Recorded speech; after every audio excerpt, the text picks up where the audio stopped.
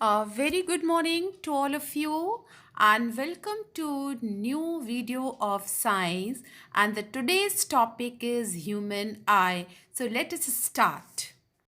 As we know that eye is one of the most important sense organs. The eye enables us to see the various objects around us. So children, can you tell me what are the main parts of human eye? Let us see. Number one, cornea, iris, pupil, ciliary muscles, eye lens, which is a flexible convex lens, retina, and optic nerves. So we'll start first construction of the eye. As we know, our eye is shaped like a ball. It has a roughly spherical shape. The outer coat of eye is white. The outer coat of eye is tough also so that it can protect the interior of the eye from damage during an accident. The front part of eye is called cornea. Cornea is made up of transparent substance and is bulging out. The light coming from an object enters the eye through the cornea. The main function of cornea is what? To protect the eye, but it also helps in focusing some light. How? By its converging action. Just behind the cornea is the iris. What is iris? Iris is the colored part of our eyes. The iris as a whole at its center, which is called pupil. Pupil appears like a dark spot in the center of iris because no light is reflected from it. What is the function of iris? Iris controls the amount of light entering the eye by adjusting the size of a pupil. Children, have you think about that which part of the eye gives distinctive color to the eye? It is the only iris. When we say that a person has green eyes, what does it mean? It means that the color of iris in his or her eye is green. Now, children, behind pupil is the eye lens. Eye lens is a convex lens. In previous class, you have learned what is convex lens. It is a type of converging lens.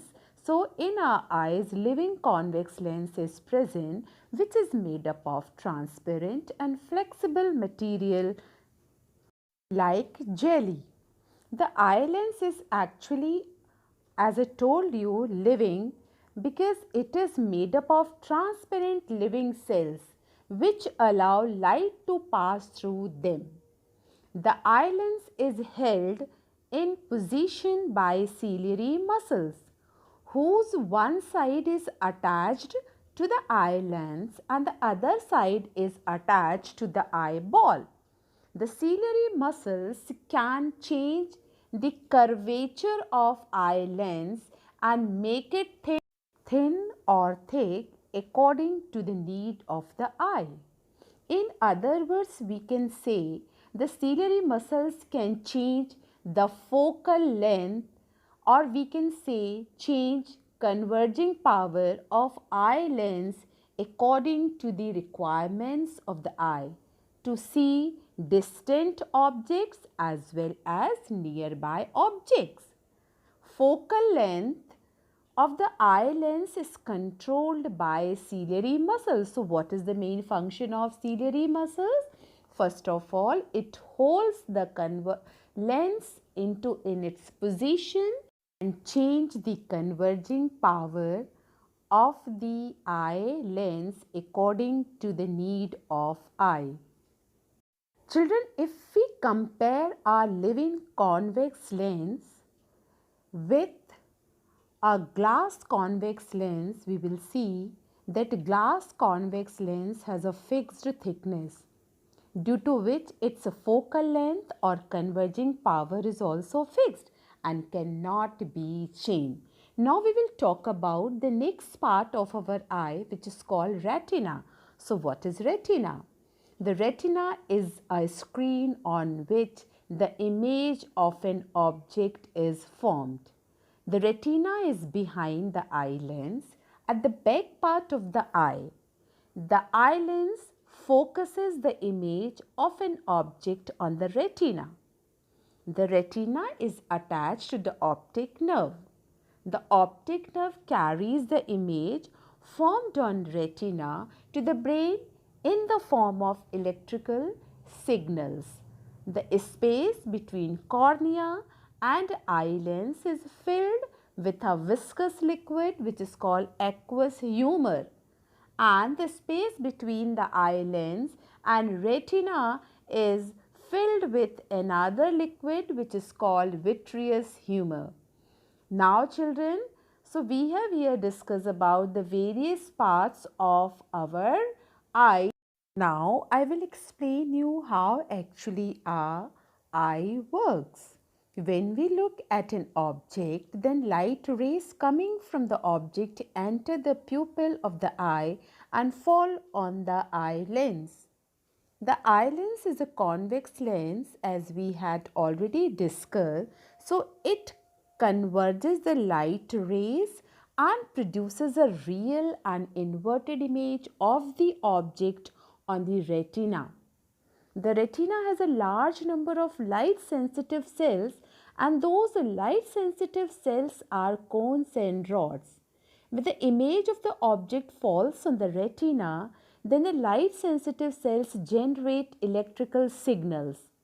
The retina sends these electrical signals to the brain through the optic nerve, and we are able to see the object.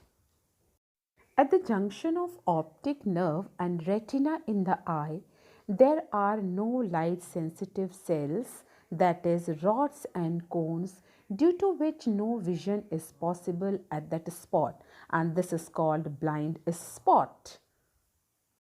The retina of our eye has a large number of light sensitive cells. There are two kinds of light sensitive cells on the retina.